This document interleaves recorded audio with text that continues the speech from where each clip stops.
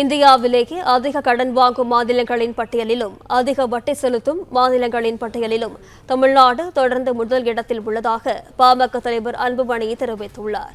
விவரங்களுடன் செய்தியாளர் பாண்டியராஜன் இணைப்பில் இருக்கிறார். வணக்கம் பாண்டியராஜன், விவரங்கள். பாமக தலைவர் அன்புமணி ராமதாஸ் வெளியிட்டிருக்கக்கூடிய அறிக்கையில் தமிழகத்தில் கடன் 9.55 லட்சம் கோடியாகவும் 2024-25 வட்டி ரூபாய் 62,456 கோடி ரூபாய் இருப்பதாகவும் தெரிவித்திருக்கிறார்.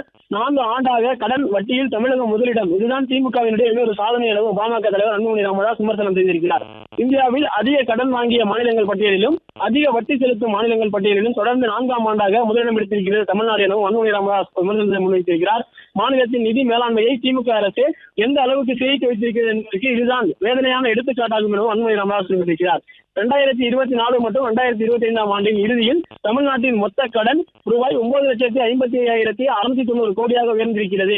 இந்தியாவின் மிகவும் பின்தங்கிய மாநிலங்களில் ஒன்றாக கருதப்படுவதும் மக்கள் தொகை மற்றும் நிலப்பரப்பில் பெரிய மாநிலமான உத்தரப்பிரதேசம் கூட அதிக கடன் வாங்கிய மாநிலங்களின் பட்டியலில் ரூபாய் 8.57 லட்சம் கோடி கடனுடன் 2வது இடத்திலும், இந்தியாவின் மிகப்பெரிய பொருளாதாரமாக கருதப்படும் மராட்டியம் ரூபாய் 8.12 லட்சம் கோடி கடனுடன் 3வது இடத்திலும் தான் உள்ளனர். அதிலும் தமிழகத்திற்கும் உத்தரப்பிரதேசத்திற்கும் இடையிலான கடன் வித்தியாசம் சுமார் 1 லட்சம் கோடி என்பதிலிருந்தே தமிழ்நாடு அரசு எவ்வளவு மோசமான கடன் வலையில் சிக்கியிருக்கிறது என்பதை அறிந்து கொள்ள வேண்டும் அன்புமணி ராமதாஸ் அவருடைய அறிக்கையில் குறிப்பிட்டிருக்கிறார்.